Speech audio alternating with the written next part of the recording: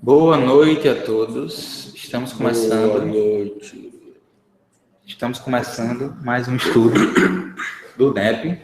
Hoje usando uma plataforma diferente para poder abrigar mais pessoas na internet. Nosso público, olha, está totalmente na internet hoje. Então, nós estamos usando o canal do NEP Brasil, para transmitir e gravar esse nosso encontro. Depois, posteriormente, eu vou baixar esse vídeo e colocar no canal do NEP da Federação Paraibana. Até porque uma coisa é uma coisa, outra coisa é outra coisa, né? Mas como nós temos essa plataforma que dá direito a mais pessoas participarem, para ninguém ficar de fora da internet, então hoje, excepcionalmente, estamos fazendo por aqui, ok? Vamos fazer a nossa prece inicial. Pedir para alguém aí da internet fazer, né? Quem deseja... Acho que Giana, né? Giana, você pode fazer a nossa prece? Sim, posso. Então, vamos lá. Vamos lá. Amado Mestre, queremos te agradecer por mais um dia de estudo, por estarmos aqui reunidos em teu nome e por tentar aprender um pouco mais esses teus ensinamentos. Abençoa todos nós. Abençoa, Senhor, aqueles que estão a caminho, que ainda não conseguiram chegar. E inspira a todos nós, Senhor, para que possamos compreender a Tua palavra, para que possamos aprender um pouco mais juntos aqui neste momento. Abençoa os nossos lares, abençoa as casas espíritas que nos acolhem e que também nos ajudam e nos amparam, principalmente, Senhor, nesse processo de aprendizado. Que Tu possa permanecer conosco, hoje e sempre, que assim seja.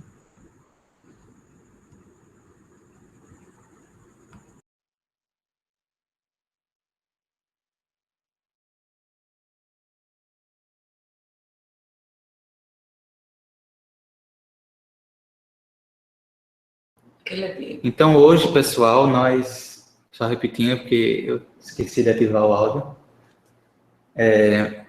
nós ficamos no estudo com Giana e Antônio, só que Antônio, ele está com alguns probleminhas, acho que a gente precisa, inclusive, orar muito por ele, para que ele se recupere, e por isso que ele está um pouco ausente, mas ele está, já conversei com ele está com muita vontade de voltar a participar do nosso estudo, e ele vai se recuperar e vai voltar, com certeza. Vamos vibrar por ele e orar.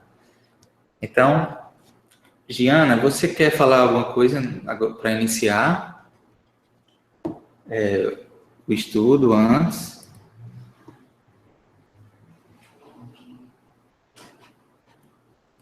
Ou já podemos... Não, eu acho que a gente já pode começar. Já pode começar pela leitura. Fizemos a prece. E agora a leitura da passagem. Essa passagem é muito simbólica, é bem interessante. Vamos lá. Eu vou começar lendo e a gente vai revezando, tudo bem?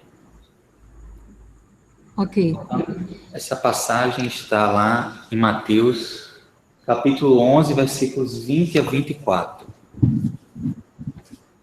E a Bíblia de Jerusalém intitula Desgraça para as cidades às margens do lago. Essa é forte, né? Tudo bom? Boa noite. Acabamos de começar. Vamos ler a passagem agora. Tudo bem. Então começou a verberar as cidades onde havia feito a maior parte dos seus milagres, por não se terem arrependido. Quem começou, no caso, é Jesus. Ele está se referindo a Jesus. Ai de ti, Corazim, ai de ti, Betsaida, porque se em Tiro e em Sidônia tivessem sido realizados os milagres que em vós se realizaram, há muito se teriam arrependido, vestindo-se de cilício e cobrindo-se de cinza. Mas eu vos digo, no dia do julgamento haverá menos rigor para Tiro e Sidônia do que para vós. E tu, Cafarnaum, por acaso te elevarás até o céu? Antes até o inferno descerás. Porque se em Sodoma tivessem sido realizados os milagres que em ti se realizaram, ela teria permanecido até hoje.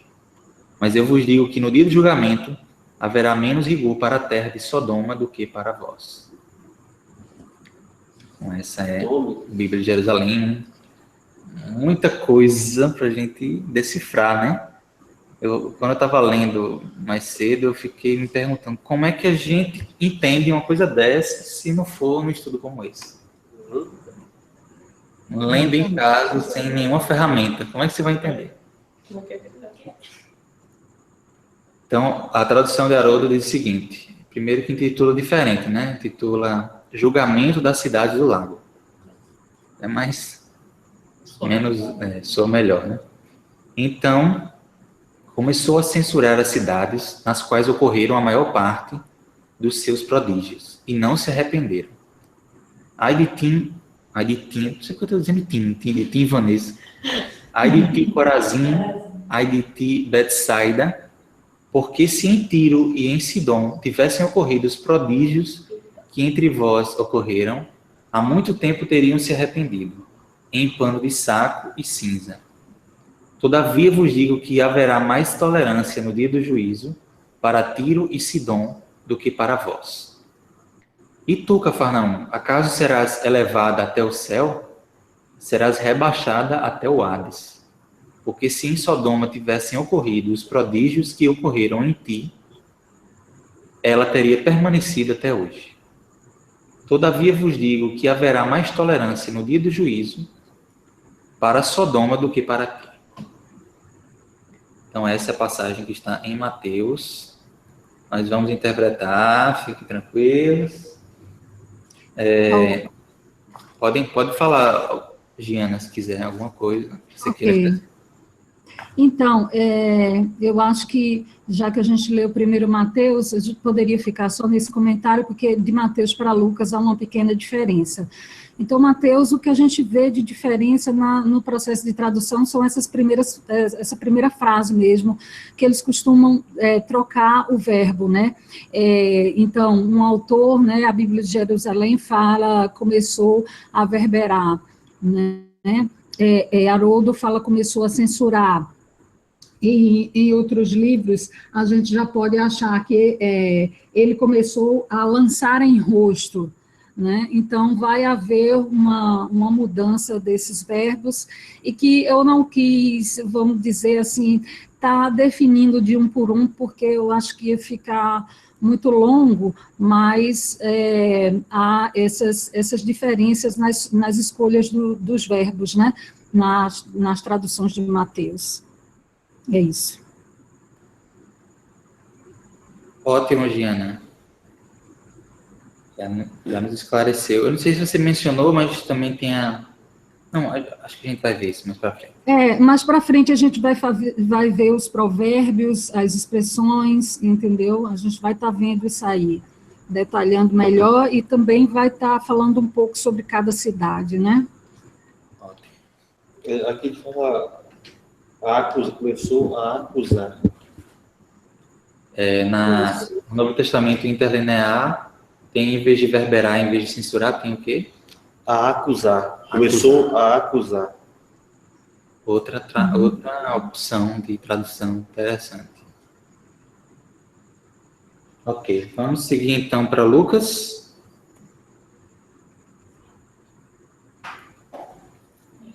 Isabela, você vai ler? Lucas, capítulo 10, versículos 13 a 16. Vou ler primeiro a da Bíblia de Jerusalém, cujo título será Missão dos 72 discípulos. Ai de ti, Corazim, ai de ti, Betsaida, pois se em Tiro e em Sodônia tivessem sido realizados os milagres que em vós se realizaram, há muito teriam se convertido, vestindo-se de cilício e sentando-se sobre cinzas.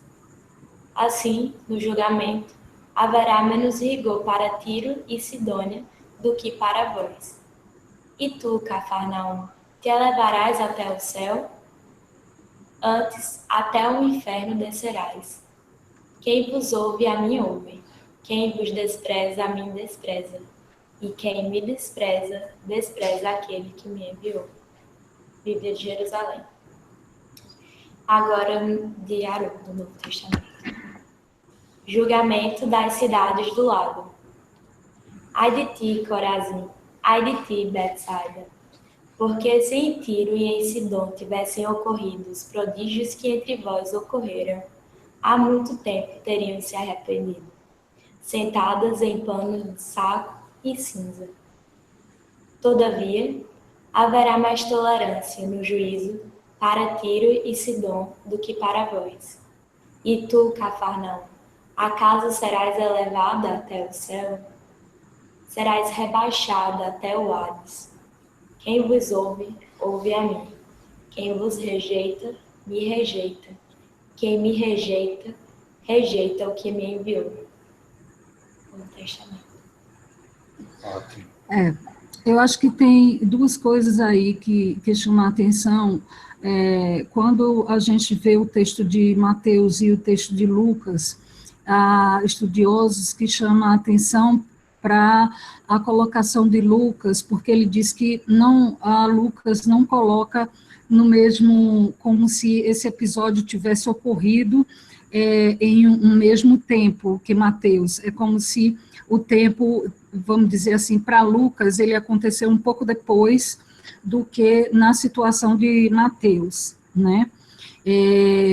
Uma outra coisa em Lucas, esse último versículo, Mateus não cita nada sobre isso, ou ele omite, ou ele não conta, mas que também os historiadores veem esse último versículo como se ele fechasse como uma ameaça, né? Ele usa exatamente esse termo, né, o historiador, ameaça, nesse último versículo, ou seja,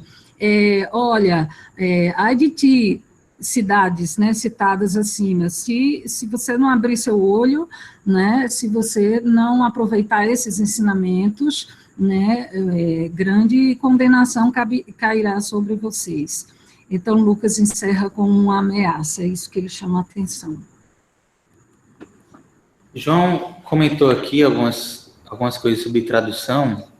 Ele diz o seguinte: verberar significa, em português, expressar enérgica censura a respeito de alguém ou algo, reprovar, repreender, criticar. E ele fala também milagre ou prodígio, aparecem essas palavras, né? Isso.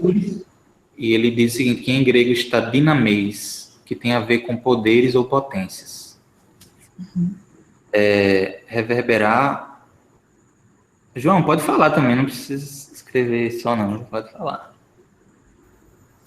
Não, tranquilo, é que o Diego perguntou se verberar tem a ver com reverberar, né? A gente usa muito assim, o som foi reverberado, é mais usado no contexto de onda sonora ou de emissão de luz, etc. No sentido figurado, pesquisando agora aqui nos dicionários online, reverberar pode significar fazer com que seja percebido, tornar claro, né?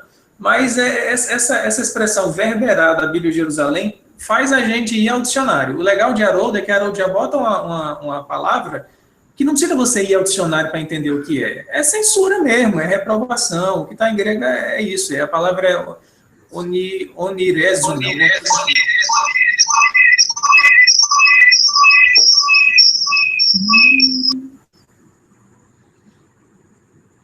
O Carson, ele usa a palavra denunciar, em vez de verberar, né? Ele coloca denunciar porque ele acha que é um verbo forte, né, que transmite uma indignação e que vem, inclusive, acompanhado de um insulto, é o termo que ele usa. Então, eu acho que os tradutores, alguns tradutores procuram usar termos, assim, bem fortes, né, nessa expressão, como sendo essa colocação de Jesus, né, de indignação mesmo, nessa passagem, nessa perícope.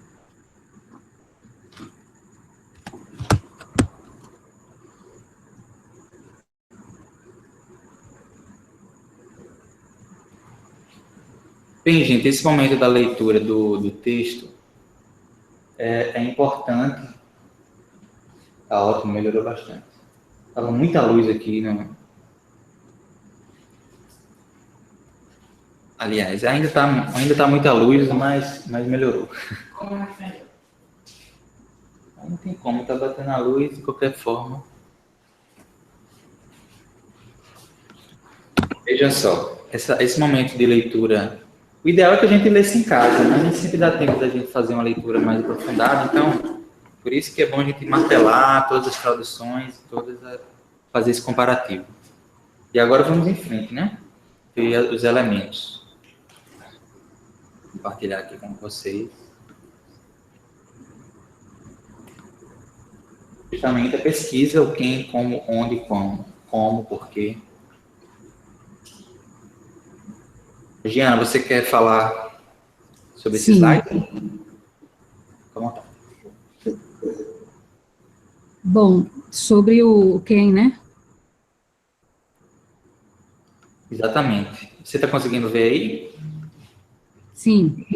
Então, eu tentei achar um mapa que mostrasse, desse uma visão panorâmica, mas, ao mesmo tempo, pudesse ver todas as cidades que são citadas nessa perícope. Então, acho que não ficou muito visível. Beleza. Então, com essa aproximação aí, o que a gente poderia dar uma olhada é que Corazim, Cafarnaum e Betsaida formam um triângulo, né? E é nesse triângulo, nesse revezamento de cidades, é onde realmente Jesus viveu a maior parte dos seus ensinamentos, né? Quer dizer, transmitiu a maior parte dos seus ensinamentos, foi nesse circuito aí, né?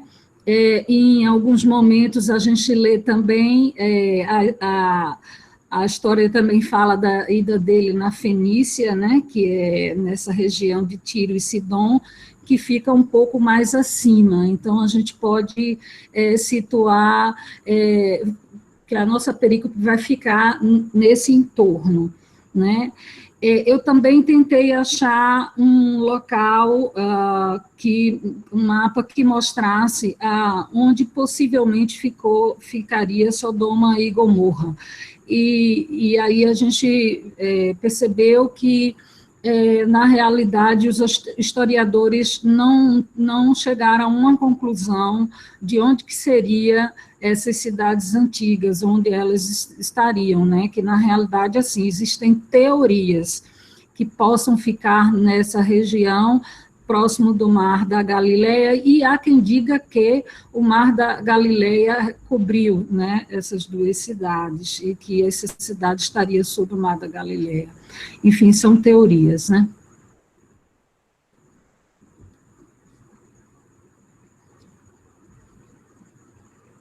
Então, a perícope, ela fala muito dessas três cidades, né? Então, eu coloquei elas como sujeito, realmente, da nossa perícope. Nada. Ela estava explicando que Sodoma, o pessoal, os historiadores não chegaram a um consenso onde estaria, né? Não é isso, Diana? Isso. Existem teorias, pelo que eu vi, né? Mas não existem teorias dos locais que seriam nessa região aí próximo do Mar da Galileia, ou existe a teoria também que ela estaria sob o mar, ou seja, o mar recobriu essas cidades, né?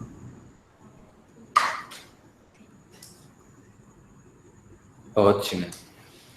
Então ficou muito bom, deu para localizar todas essas cidades exceto Sodoma, né? Parabéns, gente. Gostei. Obrigada. Tô com um laserzinho. Deixa eu tirar isso. Pronto. Bom, agora eu acho que a gente vai falar um pouco sobre cada uma delas, né? Isso. Então, quer já ler? Chegando e lendo. Vamos trabalhar. Que Corazim foi uma vila ao norte da Galileia, 2,4 quilômetros de Cafarnaum, em que uma colina acima da costa norte do Mar da Galileia. No tempo de Talmud, Corazim foi uma cidade judaica famosa pela sua produção de trigo de boa qualidade. No século XVI, costumava residir em Corazim pescadores judeus. A cidade bíblica de Corazim ficava a norte de Cafarnaum, perto do chamado Monte das Bem-aventuranças.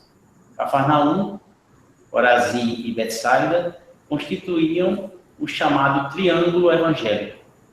De fato, nesta cidade ou nas suas proximidades, decorreu significativa parte da vida pública de Jesus. O sitezinho continua. Wikipédia. Aldeia, Douglas, o novo dicionário da Bíblia, né? Ambos, né? São. Então, aldeia às margens do Mar da Galileia, associada com a pregação e os milagres do Senhor, mas que ele denunciou por não se ter arrependido. Só essa última que é Douglas, a outra é Wikipédia. É bom a gente... Desculpa, pode falar. Não, eu só estava dizendo assim que, só complementando, que a gente realmente está fazendo uma viagem geográfica e temporal, né? Buscando conhecer essas cidades à época de Jesus, porque hoje está muito diferente. Acho até que a gente vai ver depois como é que mudou um pouco, né? E é importante a gente ir mergulhando nessa viagem para entender melhor a passagem. Pode falar, gente. Corazim, na realidade, é uma cidade pouco citada, né? No Antigo Testamento, ela não é citada, ela é citada no Talmud babilônico, né? Numa parte chamada Menorot 85a, especificamente o local onde ela é citada, e no Talmud, e ela é citada no Novo Testamento aí nessa passagem. Pouco se sabe sobre ela, né? Hoje o que existe dela é um parque, né? Foi transformado num parque, num local turístico, após as escavações arqueológicas, né? que foram feitas no século passado. E mais uma coisa assim também de preservação, mas a cidade não existe mais. E a gente está falando de cidade, mas assim, uma coisa que a gente pode ver é que um historiador, ele disse, olha, o Mateus e o Lucas elevou ela a tanto Betsaida quanto Corazim a uma condição de cidade, mas na realidade elas eram aldeias, né, pequenas aldeias. Então, fica aí essa ressalva, né? Corazim, ela, como foi dito, né? Ela era uma excelente produtora de trigo, né? Nos seus campos, na região do norte de Israel. A sua área urbana tinha cerca de 1 quilômetro quadrado, e ela...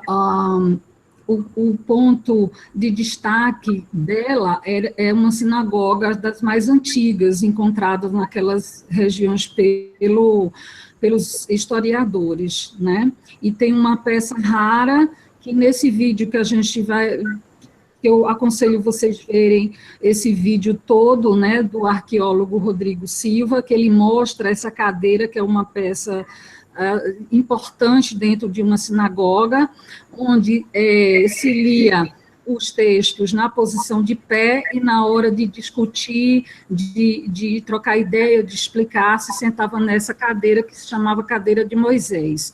Hoje, o que tem dela é uma réplica, né? Pode dar? E o slide passado, pode voltar, por favor. Esse arrependimento da cidade, o que é que é esse arrependimento? Não são as pessoas, são os humanos, né? Muito boa pergunta que nós vamos abordar já já. É isso aí. É um ponto crucial, né, Giana? Essa questão do arrependimento. A gente vai Isso. mais pra frente. Ah, tá bom. E já entra na interpretação. Por enquanto, a gente está fazendo só, assim, nos localizando geograficamente, temporalmente. Mas É importante. compondo o cenário, né, não, Giana? Assim, da passagem.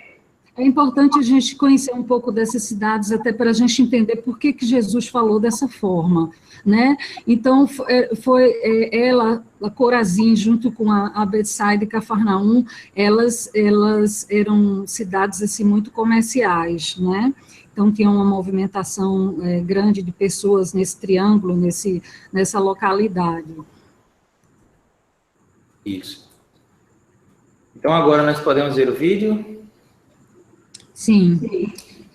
Uma coisa que eu acho importante, o vídeo vai abordar muito essa questão do IDT, essa expressão, e não propriamente da cidade, porque foi muita informação sobre a cidade, sobre as passagens de Jesus por essa região, então eu tive que selecionar assim, um trecho que realmente fosse interessante. Então, ele vai explicar o significado dessa expressão IDT no vídeo. Ótimo. Então, só avisando o pessoal que coloquei já o link e que é para assistir dos minutos 4:11 até 6:42, como está aí no slide. Vou até deixar ele aqui. Como está aí no slide. Ok? Podem começar já a assistir aí, gente. Exato desse tipo de pronunciamento ainda é tema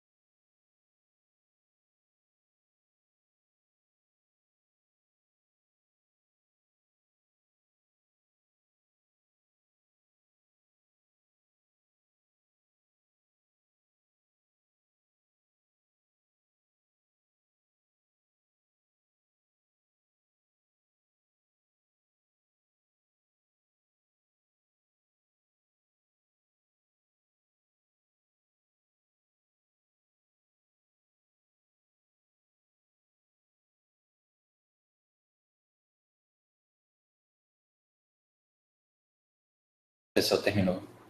Amigos, terminaram de assistir? Tem alguém ainda vendo? A gente pode esperar, se tiver alguém vendo.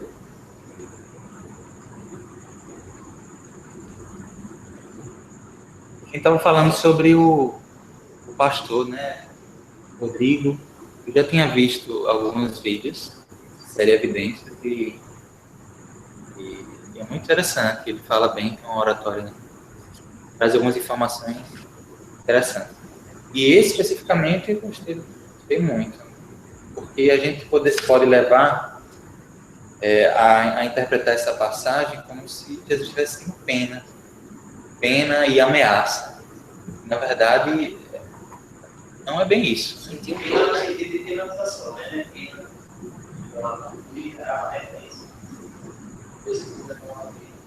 Nos dois sentidos, né? Tanto, talvez, ai de vocês, coitadinhos, com pena também, como também em sentido de ameaçar, e único exclusivamente ameaçar. Ou ameaçar, ou alertar, né? Exatamente. Eu acho que cabe mais essa questão. É como você dizer assim, olha, existe a lei de causa e efeito. Né? O que você fizer, você vai ter a consequência. Então, como é uma lei, então isso aí é para todos, né? Então, aí de vocês. E o interessante que ele coloca é justamente esse contexto de quando alguém fala isso, ele realmente está se importando, se colocando na situação do outro, e não simplesmente fazendo um movimento externo de condenação, né? Seria a educação empática, né? Sem deixar a dureza da disciplina que é necessária, mas também com a solidariedade e a doçura, que também é possível. Então, o doutor Rodrigo, né, Silva, esse professor doutor, ele é arqueólogo também, e pastor, ele coloca no início do vídeo que as pessoas dessa região, né, do Oriente, elas são muito passionais, né? Então elas expressam os seus sentimentos assim de uma forma muito veemente, né, com muita força, com muita expressão.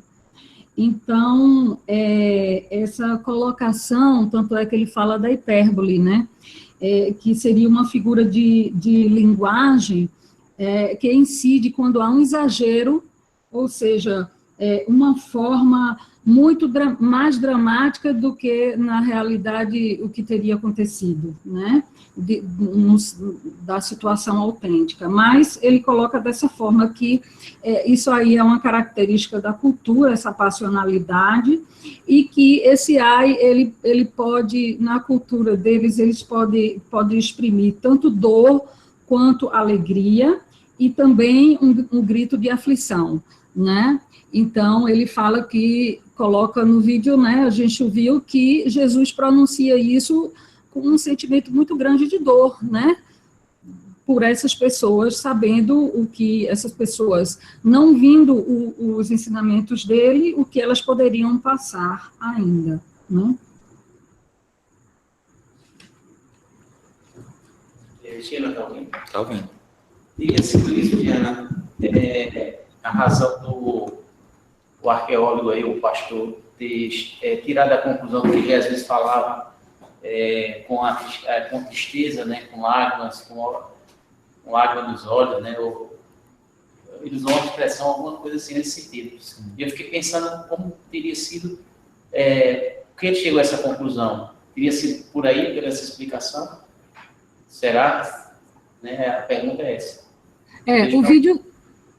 O vídeo, ele coloca, assim, tanto o contexto cultural dessa expressão, quanto o contexto teológico, né?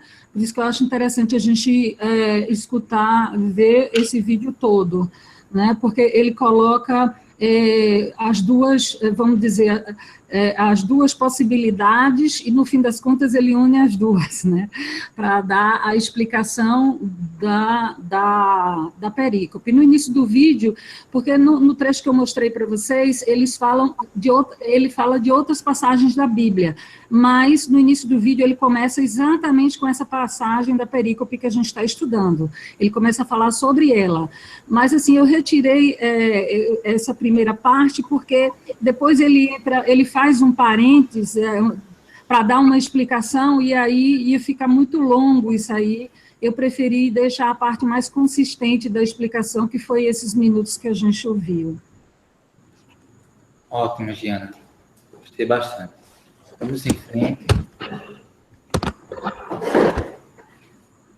Continuando agora a falar sobre Betsaida, né? Agora é Ramon. Betsaida. Quem? Douglas, o Novo Dicionário da Bíblia. Uma aldeia nas praias nortistas da Galileia, perto do Jordão. O nome é aramaico e tem o sentido de casa de pesca, ou então casa de pescadores. Era uma povoação piscatória, né? Pescadores. Um cataquilismo, entretanto, erguendo-a, afastando-a do lago. De acordo com o Evangelho de João, os apóstolos Pedro, André e Filipe eram naturais dessa povoação. João, capítulo 40. Muito bem. É uma região aí próxima realmente do Mar da Galileia. E interessante essa informação aí de que alguma formação, um cataclismo aí, alguma movimentação aí das placas tectônicas movimentou, ergueu aí assim. Interessante. Inclusive, tem uma figura assim, muito linda também, porque assim, o fato de eu ter um programa diferente assim, fez com que a gente fizesse os slides de uma forma, e eu passei 2 dias com os slides abertos, mesmo salvando, quando eu fechei, assim, eu perdi muita coisa. Então, tinha uma figura muito bonita, porque ela mostrava as 3 cidades com as diferenças de relevo. Então, mostra Betsaida exatamente um pouco mais alta, um pouco mais distante do mar, distante entre aspas, porque é perto, né? Mas em relação a Cafarnaum, do mar da Galileia.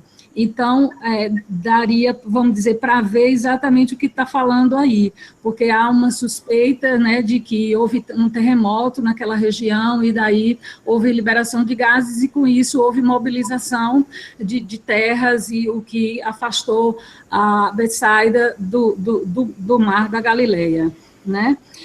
Uma outra coisa que eu achei curioso também é que existem 2 linhas, os historiadores, né? Existe a linha de que acredita que Betsaida né, uma cidade que ficava a noroeste do lago de Genezaré, bem ali perto d'água, não muito distante ali de Cafarnaum, e existe a linha de que acredita que existia uma outra Betsaida, né? Então, que ficava no lado oriental do lago, perto da foz do Rio Jordão, né? Então, que teoricamente existiria 2 Betsaidas. Inclusive, eles falam também que o tetrarca Filipe, ele reconstruiu Betsaida e deu o nome de Júlias, né, que era o nome da filha de um imperador. Na época era o César Augusto, então ele homenageou essa filha, né? Então, existe a linha, só recapitulando, que acredita que existiam 2 Betsaidas, e outra linha que não, que existia uma só. A linha que diz que existia uma só, eles alegam que seria uma muito próxima da outra, e que não faria sentido construir 2 cidades com o mesmo nome em região tão próxima assim, né? Ótimo. Agora, Cafarnaum. Você pode ler, meu amigo? Posso? Cafarnaum. Não. Cafarnaum. Não. Seu nome se deriva claramente do hebraico Cafarnaum, vila de não, que numa única palavra. Se ali está em vista ou não, o profeta Naum, é impossível de dizer. A cidade não é mencionada no AT, mas era cidade importante no tempo de Cristo. Era sede de um coletor de impostos e a presença de um centurião. Bem, pode ter significado ali, havia um posto militar romano. Jesus, pela Fila. do seu quartel-general por algum tempo e, portanto, se tornou conhecido como a sua cidade. Finalmente, ele é condenou por sua falta de fé, predizer a sua queda. Né? Aí predize a sua queda. Sobre no dicionário da Bíblia. Essa Jesus, sei lá, que isso aí? Fez, Fez dela. Fez dela. Fez com, entre aspas, o seu quartel-general. Passou muito tempo por lá, né? Cafarnaum, uma cidade que a gente vai ver muito no Novo Testamento. O Douglas aqui disse que não é mencionado no Antigo Testamento, né? Mas ao tempo de Jesus mas era... não tem exatidão do período, né, que ficou essa cidade, né? Porque é a primeira vez que assim, tem noticiário que ele ficou nessa cidade, né? Realmente não fala, né? Aparece muitas vezes. Essa história ele passou muito por lá, né? Esse centurião é aqui da passagem da Cruz do Centurião, é esse mesmo? Eu acho que sim. João? Centurião até está registrado aí, Mateus 8:5, né? Então a gente já viu. O Mateus 8 é o centurião mesmo que pede a cura.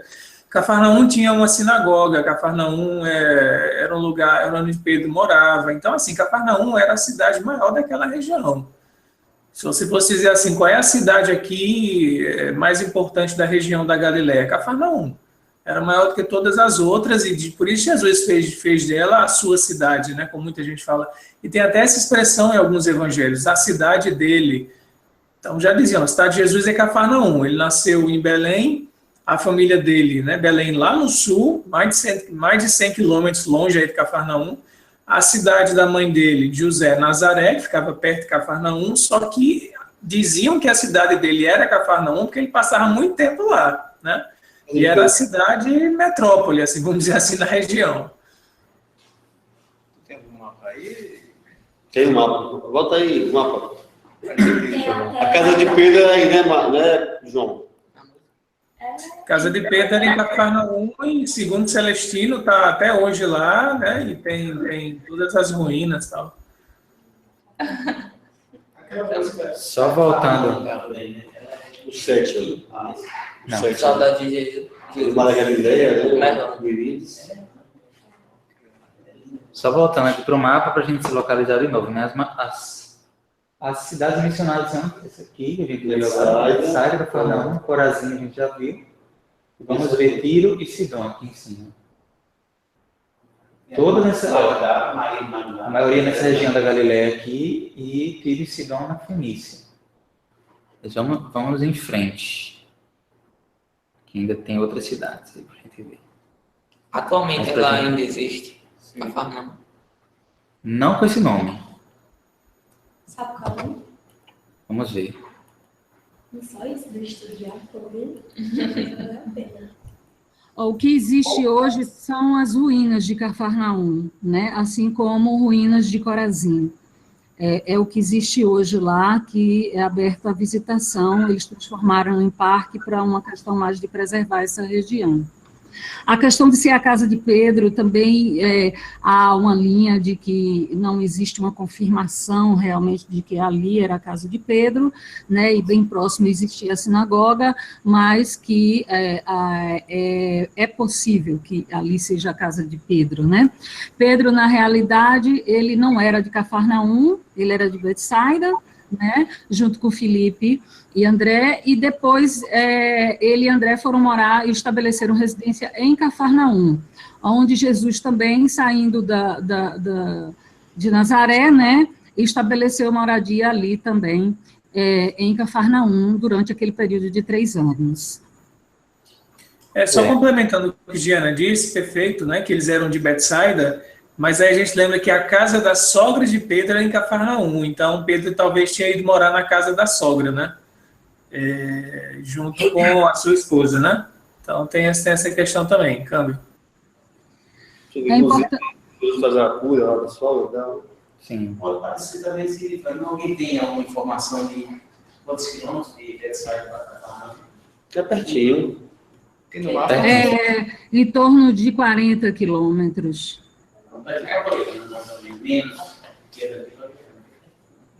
Vamos agora. Diga aí, Gena. Só colocando aqui no texto, a gente acabou de ler, né, que Cafarnaum realmente era uma cidade de destaque, porque se ela tinha um centurião, ela tinha um quartel de pelo menos 100 soldados, né, porque o centurião, a cada 100 soldados existia um centurião.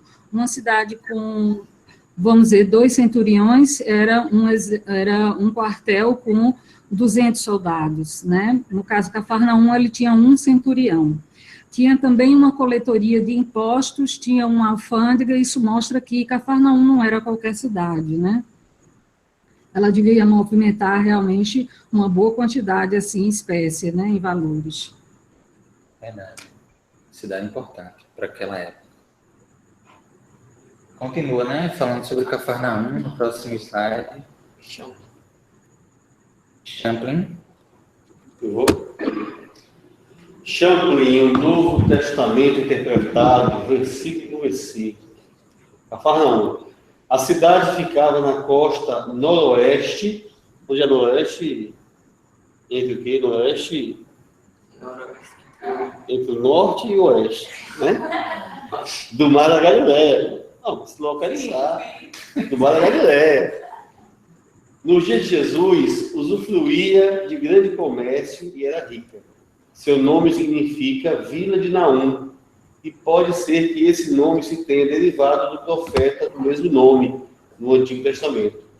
Talvez o moderno nome, seja uma reminiscência do nome original, Tel, que significa cômodo. E cômodo, só Deus sabe o que é. Né? Tel significa cômodo, né? E cômodo é para onde? Jean sabe. Cadê Jean? Sei sim, eu peguei... Cômoro quer dizer canteiro, alegrete, pequena elevação isolada do terreno.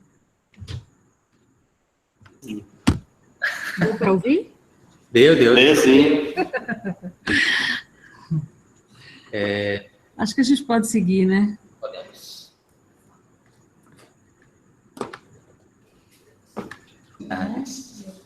Você pode ler, Maura? Corazim, Betsaida, Cafarnaum.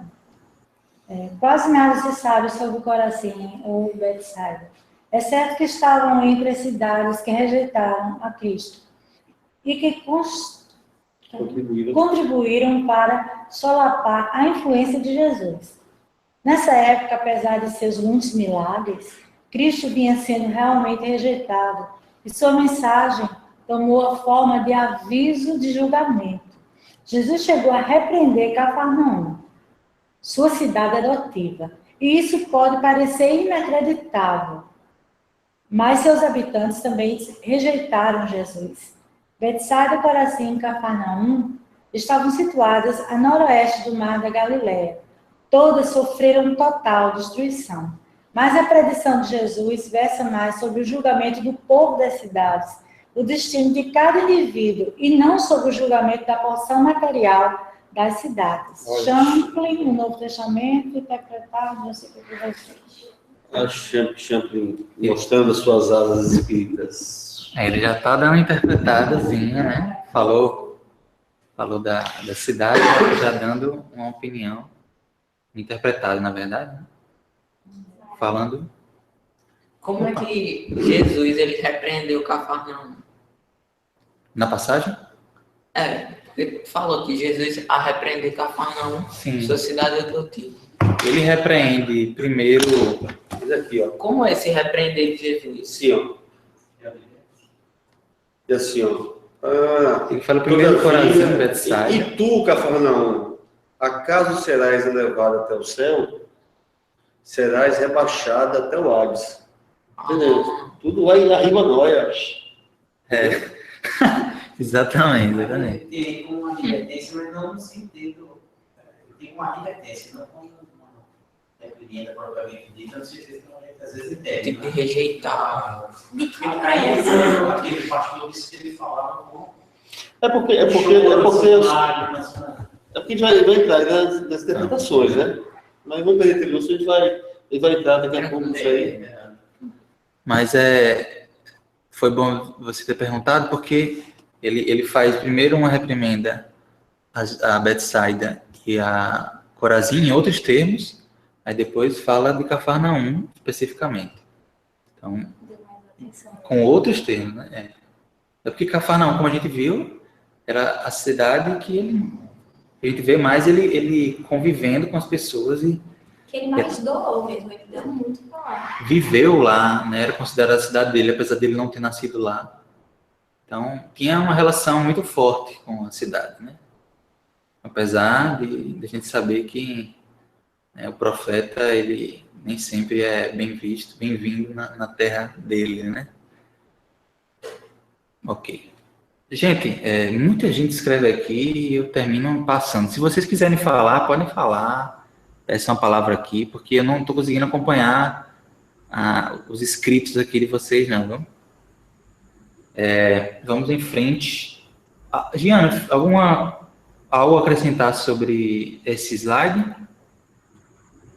Não, só respondendo a pergunta dele, que a gente vai estar explicando que outra forma de reprimenda são, além dele ter falado ai de ti, né, seria o elevar-te até o céu e descerás, né, até o inferno. Então, seria uma forma de reprimenda nesse momento, né, para essas cidades. Obrigado. Essa parte final aqui, ela é a interpretação que eu estava comentando, né? Ele fala que todas elas foram destruídas, todas essas cidades. De fato, hoje nós só temos ruínas delas. Mas a predição de Jesus não falava especificamente só sobre essa questão material. Envolvia algo muito além do que só uma cidade deixar de existir. Enfim, em termos materiais. Fala dos personagens, dos habitantes, das pessoas, da índole, né? A questão moral. E isso a gente vai aprofundar mais à frente, não é isso? Agora, o objeto tem uma relação, né?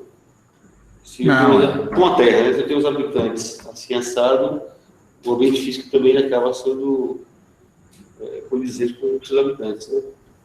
Com certeza, né? É porque o ser humano constrói o ambiente que vive. Com o pensamento, não só com as ações materiais, mas com os pensamentos também. O pensamento é vida. Onde? Continuando onde, vamos falar agora da Fenícia e da Galileia, né? Quem é que vem primeiro aqui na minha lista na internet? Elis, você pode ler para nós esse slide?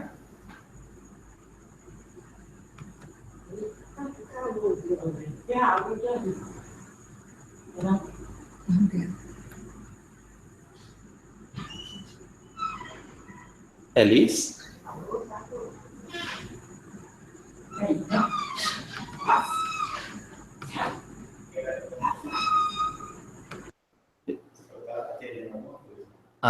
Não estamos lhe ouvindo aqui, infelizmente. Alguém consegue ouvir Elis? Não, né? Passa o próximo. Que pena. Giana, então, você pode ler para nós?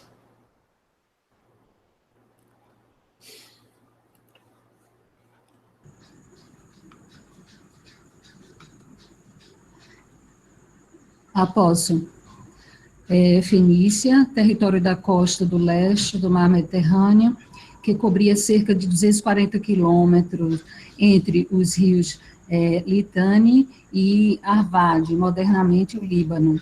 A Galileia, no tempo de Cristo, formava um território retangular com cerca de 64 quilômetros de norte a sul e cerca de 40 quilômetros de leste a oeste. Então, aí o mapa foi mais para mostrar essas regiões, né, que na região da Galileia era onde ficavam as 3 cidades, né, Corazim, Betsaida e Cafarnaum, e bem próximo, né, do Mar da Galileia, e a região sírio-fenícia estaria localizado Tiro e Sidom, né, que são as 2 cidades que Jesus compara, né? Porque são essas cidades, Tiro e Sidom, elas são cidades, assim, extremamente mundanas, né? Elas viviam basicamente para as questões materiais. Eram cidades, assim, de destaque porque eram cidades portuárias, onde se movimentavam, tinha grande movimentação de comércio, tanto por terra quanto por mar, né? Eram regiões basicamente da mesma colonização, são cidades extremamente antigas, e cidades tidas como mais científicas, mais materialistas e não tão ligadas à fé. Então, por isso que Jesus faz essa comparação. Tiro e Sidom, elas também, o relevo, né, a parte geográfica, favoreceu muito elas serem uma região portuária, principalmente Tiro, que tinha toda uma encosta assim, de pedras, que fazia com que ela ficasse protegida, né, dos ataques. Então, ela era considerada um verdadeiro quartel gigante, né, por natureza, naquela região. Muito bom essas informações, Diana, excelente. Dá para a gente ter uma boa noção da diferença entre essas cidades, né? Tiro e Sidom, como a Diana comentou, eram mal vistas, né? Já, em geral, pelo povo, muito mal vistas, conhecidamente mundanas. Então, elas tinham esse estigma. E Jesus vai comparar com as cidades que ele convivia, que tinham sinagogas, que eram bem desenvolvidas também, que se consideravam o berço do povo judeu, da Galileia, enfim. Eu acho assim porque eu acho que Jesus aí ele faz uma utilização do conceito que o povo fazia dessas cidades. Exatamente. Então ele se utiliza disso para poder mostrar ao pessoal que como eles estavam equivocados. Jesus faz muito isso. Faz isso. A gente está vendo agora com cidades, mas ele faz isso muito também com personagens, né? Usando o publicano, também os pecadores, os samaritanos, enfim, outras figuras. E que ele faz essa comparação com a visão que o pessoal tinha. Só para complementar a questão da localização, hoje Tiro e Sidom fica na região do Líbano, né? Que a gente conhece, próxima à cidade de Beirute, atualmente, né? Com relação a Cafarnaum, Tiro ficava a 65 quilômetros e Sidom ficava a 95 quilômetros, né, ao norte da cidade de Cafarnaum. Ótimo. Muito bom. Agora vamos seguindo no como, né? Quando na passagem é mencionado em pano de saco e cinza. Tem outra expressão. Em pano de saco e cinza. O livro de Jerusalém usa outra expressãozinha, né? Não sei, não lembro qual é. Mas é uma expressão que a gente precisa realmente descobrir o que é. Oi, Diana? Silício. Silício, Ele usa essa palavra também. Vamos, então, descobrir o que é essa expressão, né? Um pano de saco e cinza. Israel, você pode ler, meu amigo?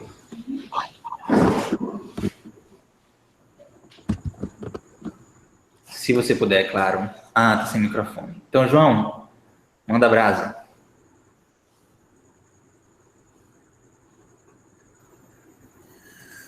Ok, gente. Primeiro dizendo que realmente está lá no grego, né, em pano de saco e cinzas. Aurodio, então, mais uma pontuação para o nosso querido. Vamos lá.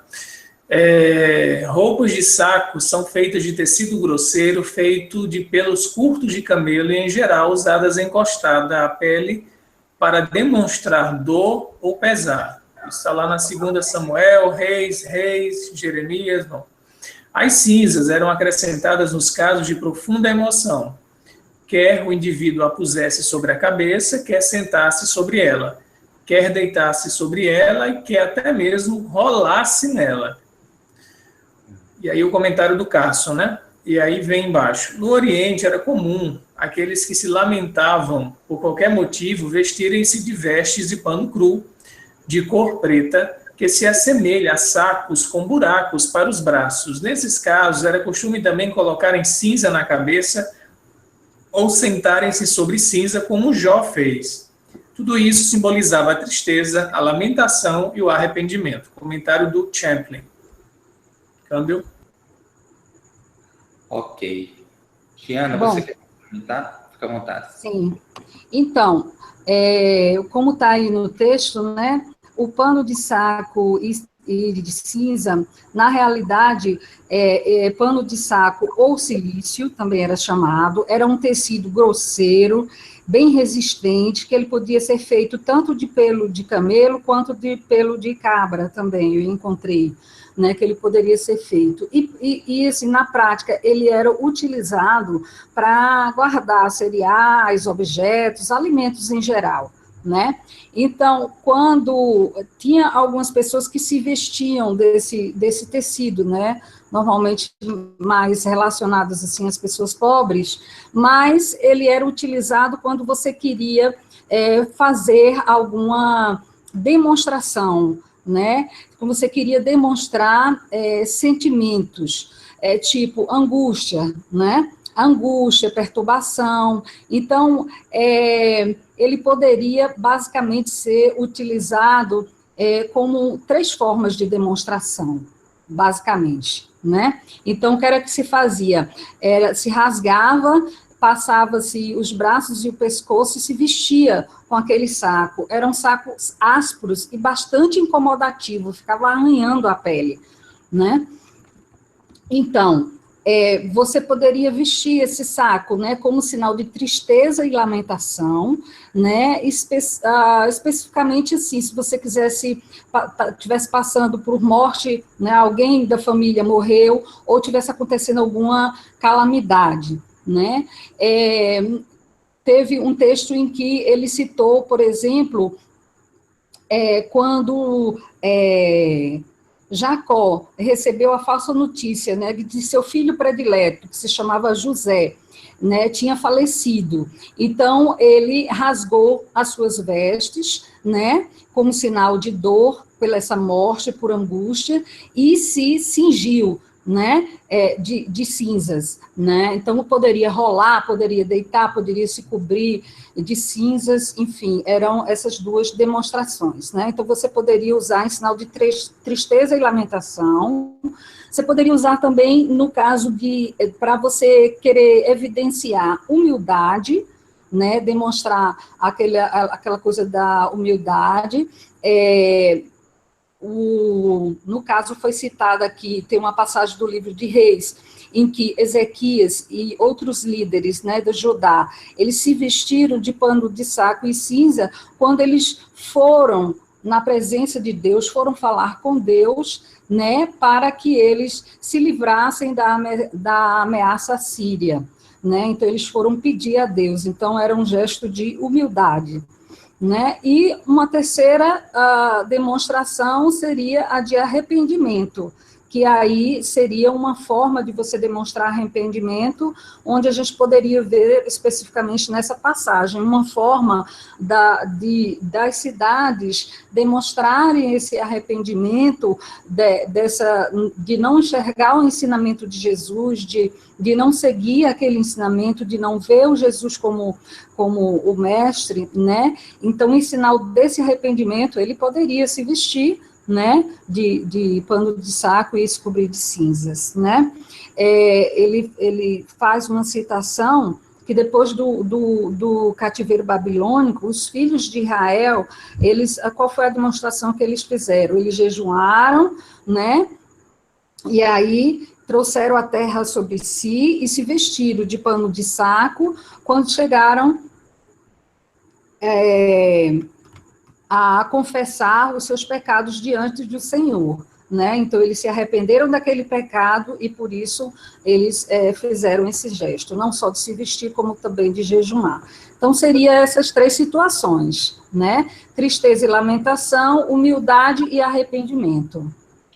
O sentido que Jesus pega, ele fala que Tiro e Sidom, se os milagres que ele fizera, né, lá em Betsaida, em Corazim, fosse lá em Tiro e Sidom, eles teriam se arrependido vestindo pano de saco e cinza, né? Exatamente.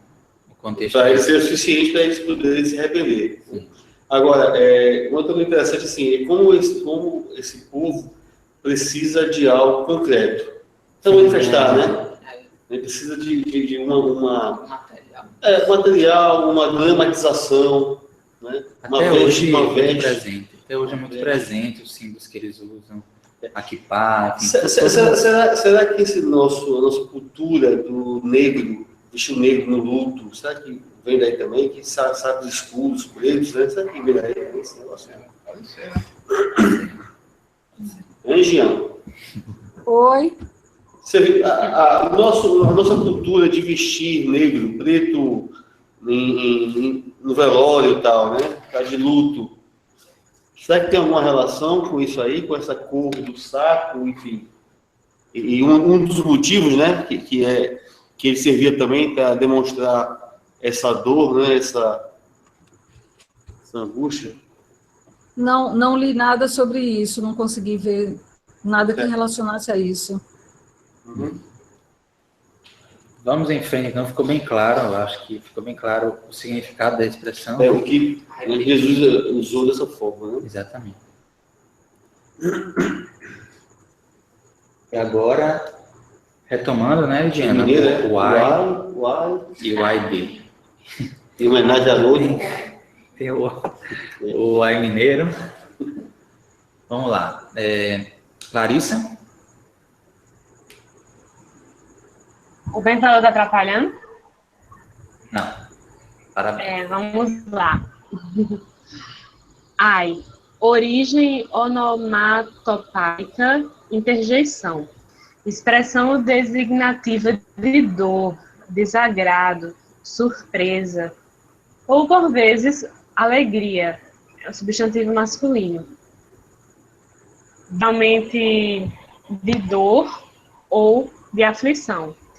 Período de tempo muito curto, instante. Agora é o AID. Usa-se para exprimir dor, infortúnio. Exemplo, ai de nós.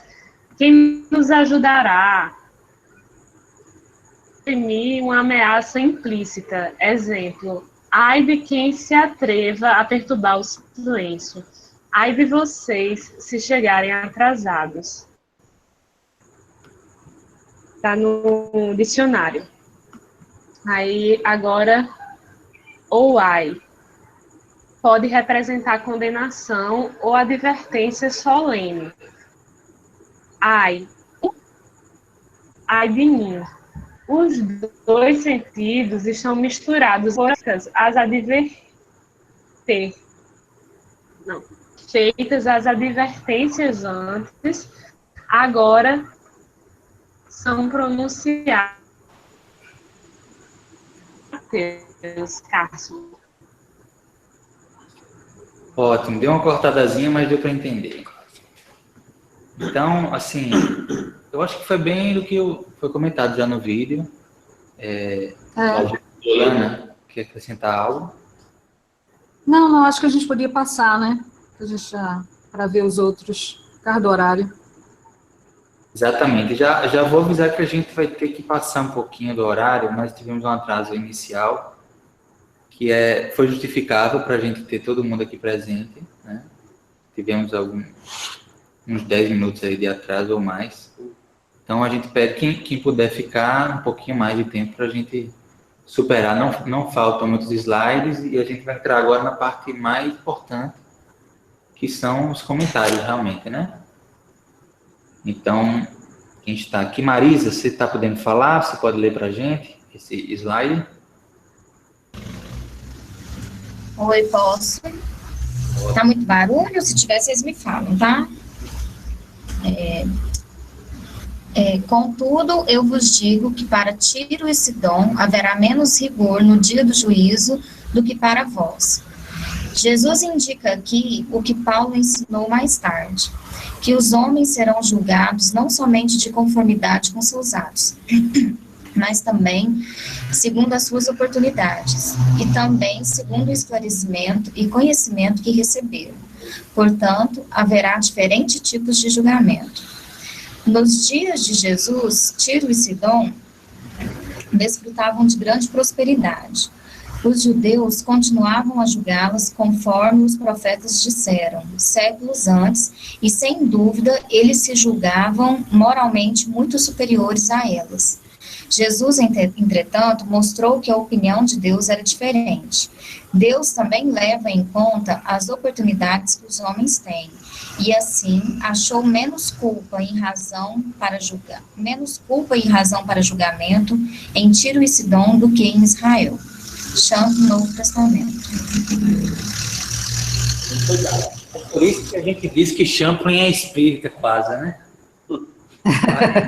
É justamente aquela questão da consciência. Teve a oportunidade de conhecer.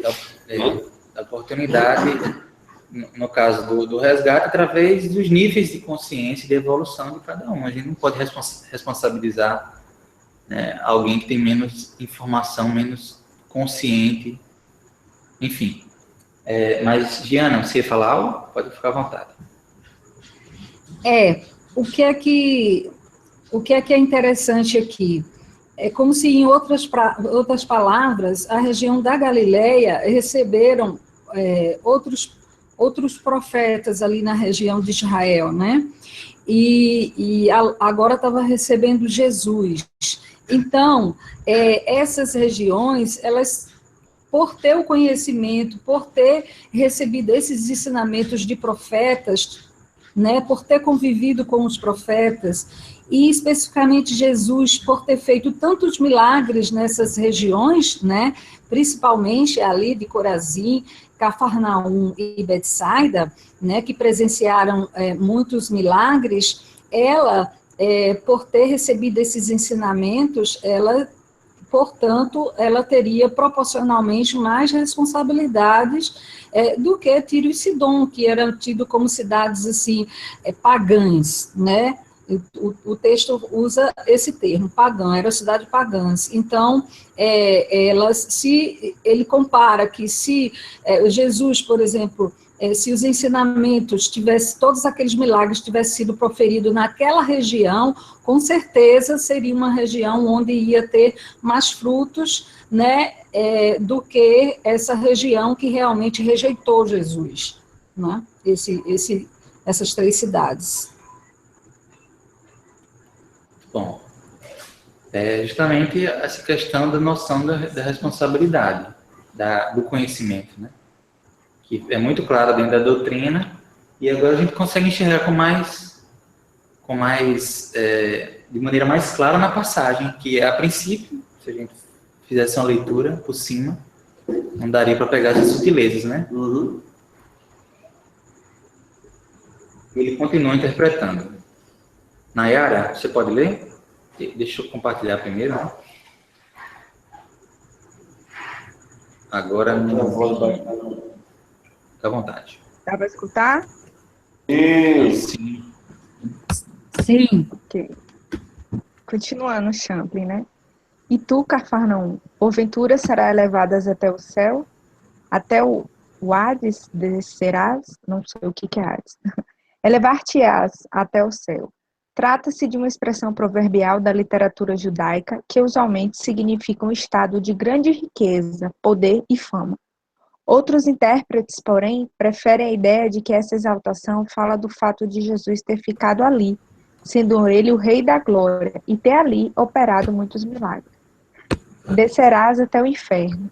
Outra expressão proverbial que significa redução a um estado muito vil, o mais baixo possível, e que às vezes refere-se a um julgamento temporal.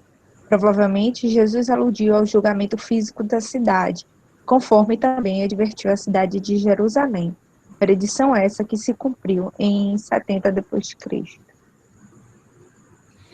Então, eu coloquei aquele videozinho no Face, quem quiser dar uma olhada, a explicação do Mário Persona, que a gente já postou até em outra perícope anteriormente, onde ele explica a diferença dos diversos tipos do que em português foi traduzido como inferno, né? Então, são situações de sofrimento. O Hades é especificamente uma região como se fosse um estado de alma, né? Um estado de sofrimento, mas uma coisa interna nossa, né? E não um lugar, vamos dizer assim, como inferno, umbral, área de sofrimento, região abissal, não, seria um estado de espírito, quando ele se refere ao Hades, é uma região, é uma coisa de sofrimento interior, né? E ele coloca essas duas expressões que, assim, no meu entendimento, não sei se alguém de vocês interpretou de uma outra forma, mas eram expressões proverbiais que queriam dizer, tipo assim, elevar até o céu seria, poxa, estou no céu, né? Estou no paraíso, está tudo dando certo, riqueza, poder, fama, tá tudo de boa, né? Assim, quero te desejar que você esteja para lá do céu, não sei quantos quilômetros, chulamente falando, né? E a questão de descerá do inferno seria uma expressão que mostraria que ele iria para um lugar de grande sofrimento, ou seja, a gente costuma dizer, estou na sarjeta, né? Ou seja, mais baixo do que isso, não sei se a gente consegue descer em sofrimento. Então, eu entendi como se fossem essas duas polaridades. Eu acho que, considerando o povo judeu, né, assim, de forma até espiritual, eu acho que tem a conotação bem espiritual mesmo da coisa, né, em relação a questão no nosso caso, a espiritualização ou a materialidade, né, que aí são caminhos opostos, caminhos que não podem ser percorridos simultaneamente, né? Ou você vai se espiritualizar, ou você se detém, né, na matéria, e no caso aí, eu entendo um rebaixamento, né? No sentido espiritual mesmo, assim, eu entendo isso para o povo da época. Tem esse sentido, até porque Hades, João estava falando que Hades, na mitologia grega, é a morada dos mortos, não é bem um inferno.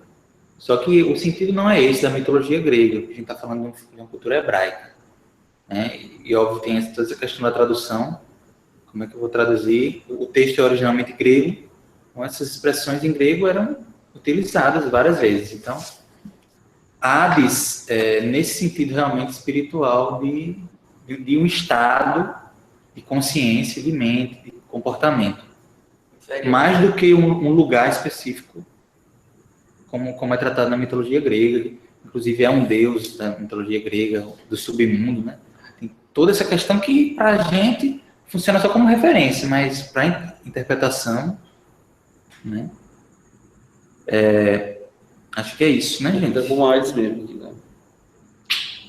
Vamos em frente? Se alguém quiser falar alguma coisa mais, João, pode falar. Interrompam, senão eu sigo em frente por causa da hora.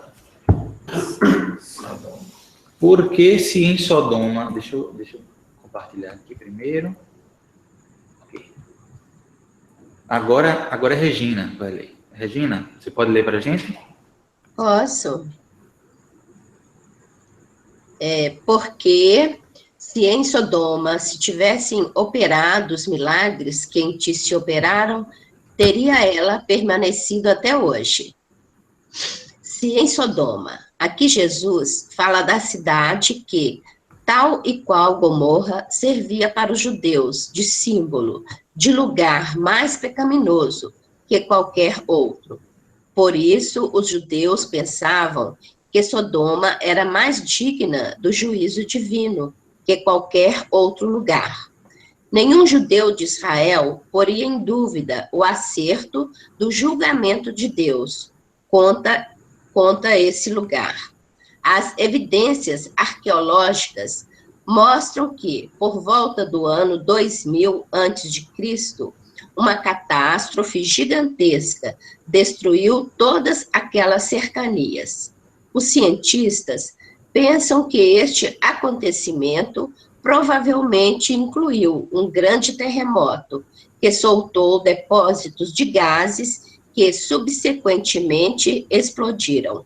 Sodoma também passou a ser símbolo do mais baixo pecado. Está em Isaías 3:9 e JD 7. O julgamento que se abateu contra a cidade despopulou a localidade, que ficou sem habitantes por 600 anos. Também está em chama. Ok, informações sobre Sodoma. Diana, você quer complementar? Oi. Só para lembrar, né, que Sodoma e Gomorra elas são citadas no Antigo Testamento e são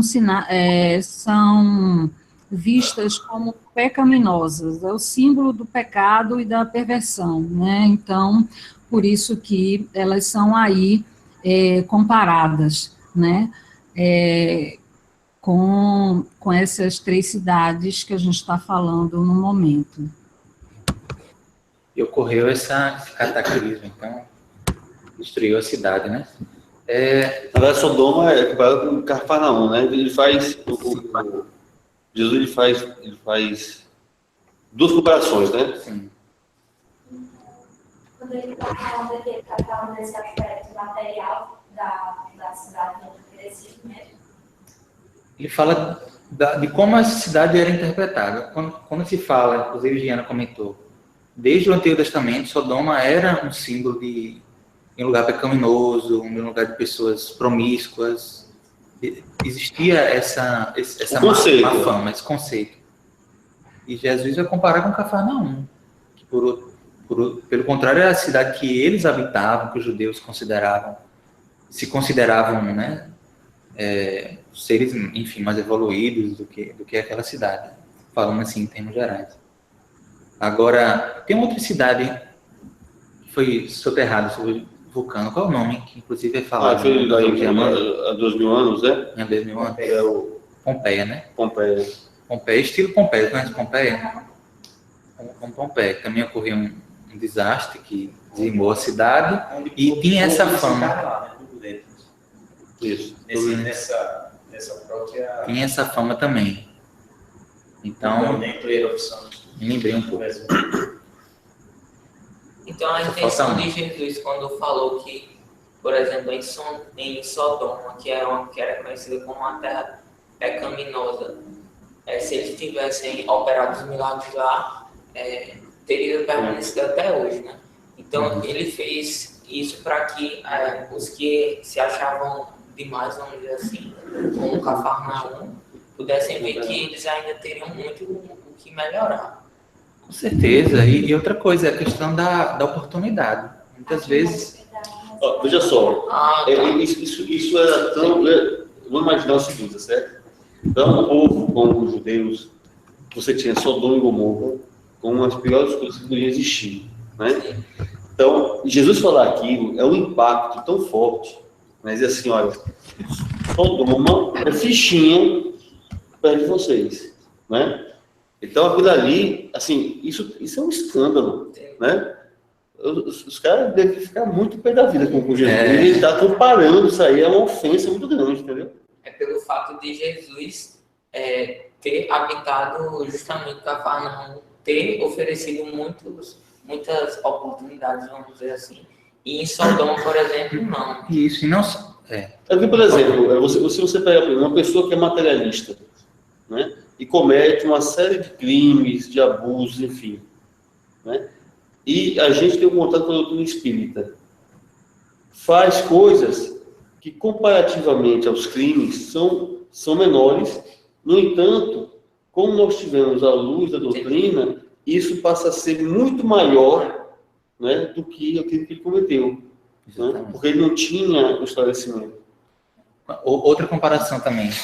Quando a gente pensa em toda a questão da criminalidade, o que acontece nas regiões marginais da cidade, as regiões que não têm, enfim, oportunidades, incentivo, e você se colocar no lugar de uma pessoa dentro dessa comunidade, dentro de uma favela, será que você teria a resistência de entrar para a criminalidade, ou você também iria ser levado? Muitas vezes o ambiente também... você só não faz o mal, às vezes, por falta de oportunidade, não pela sua índole. Uhum. Isso é algo que eu acho que a mensagem traz bastante. A gente vai explorar mais esse significado espiritual na semana que vem, mas já é importante destacar isso. O último slide agora, gente. Eu vou ler, já acabamos todos os... Manda. Então... Comentário sobre a passagem. Contudo, eu vos digo que no dia do juízo haverá menos rigor para Sodoma e Gomorra do que para ti. Mas Gomorra não, tudo bem. Olha, Sodoma, quando eu falo Sodoma, para mim já vem Gomorra em seguida. Então, repetindo, haverá menos rigor para Sodoma do que para ti. Menos rigor haverá no dia do juízo. Jesus repete o ditado que se encontra no versículo 22. O julgamento não depende somente do número e da gravidade dos pecados, mas das oportunidades desfrutadas pelo pecador, de conhecer a verdade e ser esclarecido. Muito bom, né? Claríssimo, né? Dia do juízo. Jesus refere-se ao juízo futuro, e não ao julgamento temporal, porquanto Sodoma já recebera o julgamento temporal. A grande autoridade sobre os estudos hebraicos e a literatura dos hebreus, John Gill, menciona em seu comentário que diversos escritores judeus falavam nesses termos, né? Dia do juízo, tá? Reconhecendo que Israel merecia mais severo julgamento que o de Sodoma. Isso mostra que esses escritores sabiam de fato que quanto maiores são os privilégios, maiores as responsabilidades. E quanto mais esses privilégios são desrespeitados, tanto mais severo será o julgamento de Deus. Aquela questão, cara, se você está fazendo coisa errada, amigo, a hora vai chegar, chamado dia do juízo, né? A hora do acerto de contas. Eu fiquei lembrando esse escândalo aí que saiu, questão do concurso. Pessoal, talvez até já aprovado de maneira fraudulenta, de repente se pega, chegou um momento que descobriram, já há 12 anos acontecendo isso, chegou o dia do juízo, né? A justiça humana falhou, demorou, mas chegou, né? Agora, tem toda essa questão da consciência, né? De como cada um vai se comportar diante do seu conhecimento, da sua responsabilidade, enquanto espírita, enquanto pessoa, enquanto evangélico, enquanto católico, ou mesmo um ateu, enfim, enquanto membro de certa comunidade, quais os valores que você carrega em si mesmo, né? Então, todos esses valores que a gente constrói são coisas positivas, mas também geram responsabilidades.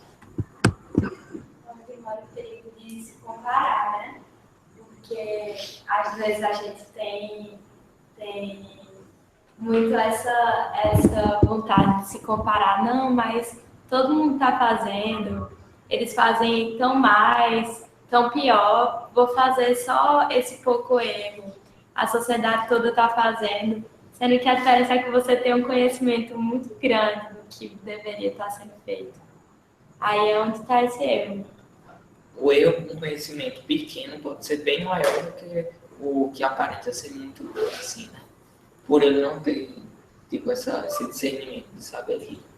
Exatamente. Se a gente for comparar, por exemplo, até na nossa lei, quem faz alguma coisa sem ter conhecimento da lei, olha agora, é só para terminar esse exemplo, né? Quem faz algo errado, algo ilegal, sim, com o desconhecimento da lei, pode até ter atenuada, ou até não responder aquilo, porque ele não teve a consciência de que aquilo era algo errado. Enfim. Gente, pela adiantada da hora, nós continuamos então essas discussões semana que vem.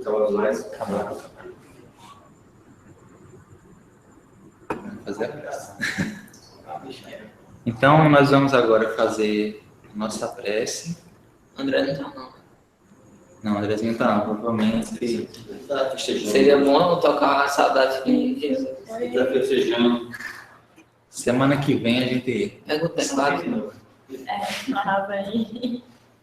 Semana que vem a gente toca. E canta. Torce para que ele esteja aqui. E a gente canta. Saudade de Jesus. Começa já. Foi, hein? Tá falando. Giana, Giana fez o prece inicial, né? Tá. Mas quem quer fazer aqui a prece? Vamos agora, já que uma pessoa da internet fez a prece inicial. Do presencial faz a prece final. Então, eu posso dizer. Olha.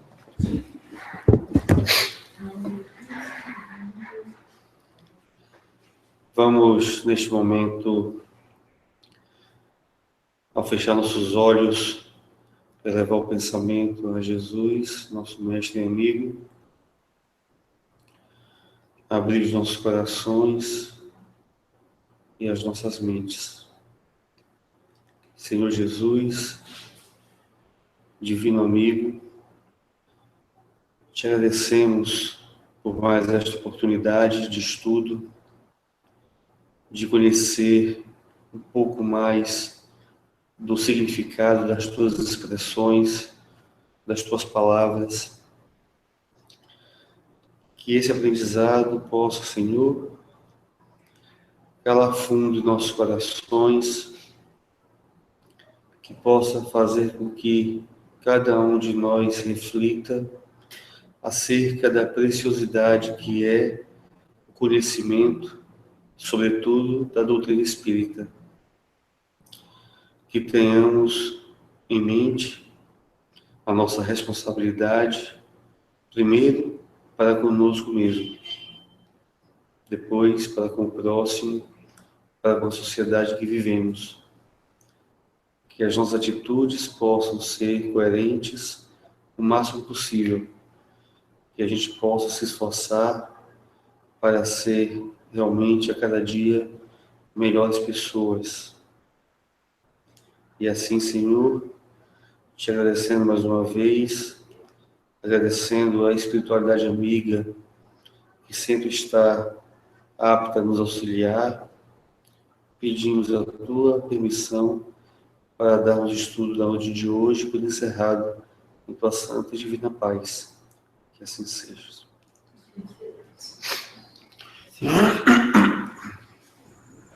Meus amigos, boa semana para todos. Valeu, gente. Obrigado. Até a próxima semana. Obrigado, Tiana. Pesquisa. Vamos só fazer aqui um lembrete. Nós estamos na campanha de defesa da vida. temos panfletagens todo dia de manhã cedo e à tarde, né? Tem um calendário de locais, vamos ter visitas às maternidades no sábado pela manhã, né? E vamos ter... Diana, estou aguardando o texto, viu? Para você enviar para a gente ver. Temos o show do Harmonia e Luz no sábado à noite, temos a peça Catarse, dia 21, domingo, né? Tudo isso para auxiliar a construção da escola espírita, né? Catarse, e no caso do Harmonia e Luz é o CD que eles querem gravar, né? E dizer também que neste sábado, o outro, vamos ter Cosme Massi. Quem é do NEP não pode faltar, porque ele vai trazer muitas orientações de como estudar Kardec, né, pelo Kardecpedia, e as inscrições são pelo site. Eu vou colocar de novo no NEP, porque ele não viu o nome de ninguém, portanto, eu acho que esqueceram de se inscrever. Certamente foi esquecimento, então eu vou colocar novamente, tá certo? Então, assim, temos muitas coisas boas aí, né, assim, para a gente poder estudar, né, e participar também. Ótimo. Beleza? Então, boa semana para todo mundo. Tchau, queridos. Tchau, gente.